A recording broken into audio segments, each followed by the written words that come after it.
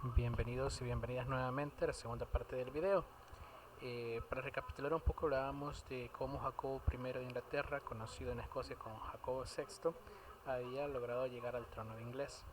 Bueno, habíamos dicho que Jacobo I de Inglaterra había encontrado como principal obstáculo para su mandato el parlamento inglés, formado por los nobles de aquella nación. Estos nobles representaban una burguesía que poco a poco iba incrementando su poder en Inglaterra. Cuando muere Jacobo I, lo sucede su hijo Carlos I de Inglaterra y I de Escocia. Entonces aparecen, digamos, los conflictos más graves entre el parlamento y la corona inglesa y da origen a la Primera Guerra Civil. La Primera Guerra Civil tiene lugar durante el reino de Carlos I de Inglaterra de 1642 a 1645. Carlos, al igual que su padre Jacobo, es católico y tiene un concepto absoluto de la monarquía británica, de la monarquía inglesa, perdón. Entonces existe un enfrentamiento de fuerzas entre los parlamentaristas y Carlos I. Ahora bien, estas fuerzas no solo quedaron en lo político, también se fueron a las armas. Entonces había un ejército o un bando que pertenecía a las fuerzas del parlamento y otros que le eran leales a Carlos I. De esa guerra triunfó el parlamento y obligó a Carlos I a tomar algunas medidas antiabsolutistas, entre ellas que el rey no podía disolver el parlamento a voluntad, cosa que no se podía antes, sino que el rey era el que convocaba al parlamento y él lo disolvía. Ahora los nobles le estaban exigiendo a Carlos I que él no podía disolver el parlamento. Cada nueva ley que el monarca quisiera aprobar tenía que ser previamente revisada y, si es posible, modificada por el parlamento. Carlos I, luego de su derrota, es encarcelado y pasa ahí durante un tiempo. Es decir, existía un rey, pero el rey, que era Carlos I, digamos de manera paradójica, era un rey nada más de nombre, puesto que ahora el poder se encontraba concentrado en las nuevas prerrogativas a favor del parlamento inglés y Carlos había pasado a ser un rey cautivo. La Segunda Guerra Civil de Inglaterra tiene lugar de los años de 1648 a 1649 y la he denominado como la ejecución de un rey. En 1648, luego de su derrota, Carlos I logra escapar gracias al apoyo de los escoceses y vuelve a iniciarse la guerra civil. Los escoceses van a dar siempre el apoyo, que es Irlanda y Escocia, le va a dar el apoyo a su rey católico, que es Carlos I. Se reinicia la guerra civil. Los bandos parlamentaristas esta vez son liderados por el inglés puritano, es decir, que una ola del protestantismo muy ortodoxa. El líder de esta, digamos, de esta élite de puritanos se llama Oliver Cromwell. Oliver Cromwell va a liderar a las fuerzas del parlamento y va a derrotar al rey Carlos I. El rey Carlos I, al no someterse digamos, a las prerrogativas del parlamento y a vulnerar, digamos, lo que era la Carta Magna y las demás constituciones y acuerdos que existían entre los nobles del rey, es juzgado por traición al reino y se ordena su ejecución. La ejecución consistió en, digamos, como mucho tiempo, una decapitación pública, como lo está representada en esta imagen.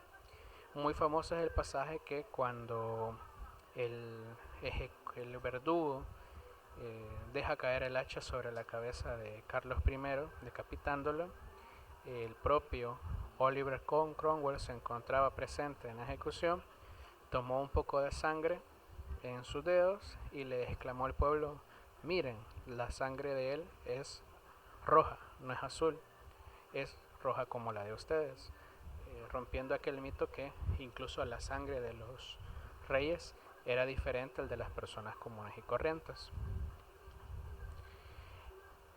Algo muy importante es que tras la muerte de Carlos I, digamos que Inglaterra se queda sin pretendientes al trono y Oliver Cromwell junto con el parlamento instauran por primera vez en la historia de Inglaterra una república. El periodo de la república va a ser un periodo que suponía de grandes esperanzas, pero terminó siendo un periodo muy oscuro. De 1649 a 1660, esta república va a ser conocida mejor como la dictadura Cromwell.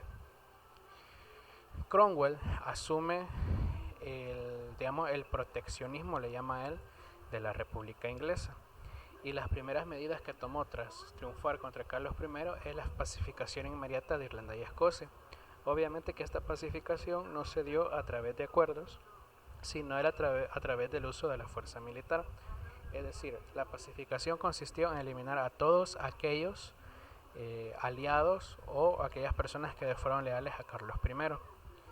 Además, localmente en Inglaterra, Cromwell instaura una dictadura militar para lograr la paz y la armonía. Sin embargo, Cromwell tiene el problema de que es un puritano intransigente, es decir, es protestante, pero al mismo tiempo, a pesar de ser protestante, es una persona muy rígida en cuanto a los criterios de lo bueno y lo malo. Sin embargo, Cromwell, para disminuir la presión del pueblo hacia su persona, instaura una tolerancia religiosa nunca antes vista en Inglaterra.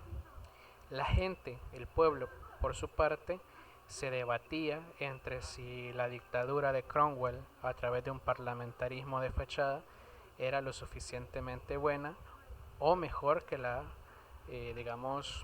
el reinado de Carlos I o de su antecesor Jacobo.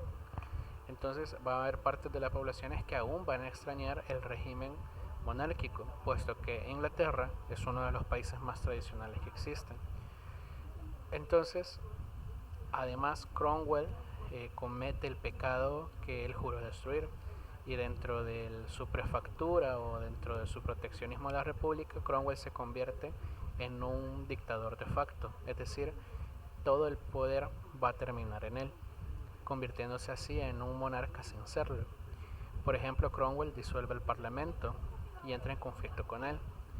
Posteriormente, gracias a presiones de los mismos nobles, Cromwell decide crear un segundo parlamento, constituyendo así las dos cámaras, las cámaras de los lores y las cámaras de los comunes, que se encuentran hasta la fecha en el parlamentarismo inglés. Fallecido Cromwell, Oliver Cromwell asume, la prefectura o el proteccionismo de la república su hijo, también de apellido Cromwell, pero él, al no tener el carisma ni el liderazgo que tiene su padre, decide renunciar al proteccionismo y deja todo en manos del parlamento. El parlamento ve que es más factible tener un rey, puesto que ha sido la tradición en Inglaterra por siglos, pero esta vez necesitan un rey que se apegue a sus necesidades y por lo tanto buscan a Guillermo Estuardo, uno de los tantos Estuardos que habían quedado ahí sin que se les hiciera nada, y él es nombrado nuevamente rey de Inglaterra. La restauración de los Estuardos va a ser conocida como la Revolución Gloriosa en Inglaterra, formándose así una monarquía parlamentaria, modelo de gobierno que hasta la fecha mantiene Inglaterra. Bueno, todo esto le permite a nuestro autor, que es Thomas Hobbes, pensar, analizar lo que significa una guerra civil. La guerra civil va a ser comparada como la guerra de todos contra todos, y es precisamente el miedo que tiene nuestro autor Hobbes a este estado de conflicto social que no tiene control, lo que lo lleva a postular sus ideas políticas, que las veremos a continuación.